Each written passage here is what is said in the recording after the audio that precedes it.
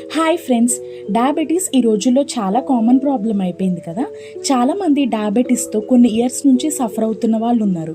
కొంతమంది 20 ఇయర్స్ నుంచి సఫర్ అవుతున్నారు, 15 ఇయర్స్ నుంచి సఫర్ అవుతున్నారు. ఇలా లాంగ్ టర్మ్గా సఫర్ అవ్వడం వల్ల వాళ్ళ బాడీలో ప్రతి ఆర్గాన్ డ్యామేజ్ అయ్యి వాళ్ళకి చాలా కాంప్లికేషన్స్ వస్తాయి.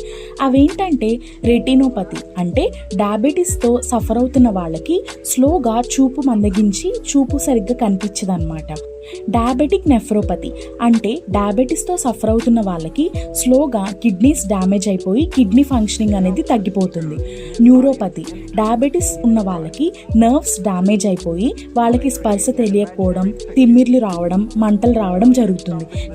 డయాబెటిక్ ఫుట్, అంటే డయాబెటీస్ ఉన్న వాళ్ళకి మోకాళ్ళ నుంచి పాదాల వరకు కాలంతా ఎర్రగా అయిపోయి పుండ్లు రావడం, స్కిన్ డ్రైగా అయిపోవడం అలా జరుగుతుంది. ఇలాంటి మరిన్ని హెల్త్ అప్డేట్స్ కోసం హెల్త్ అండ్ ఫార్మసీ టాపిక్స్ ఛానల్ని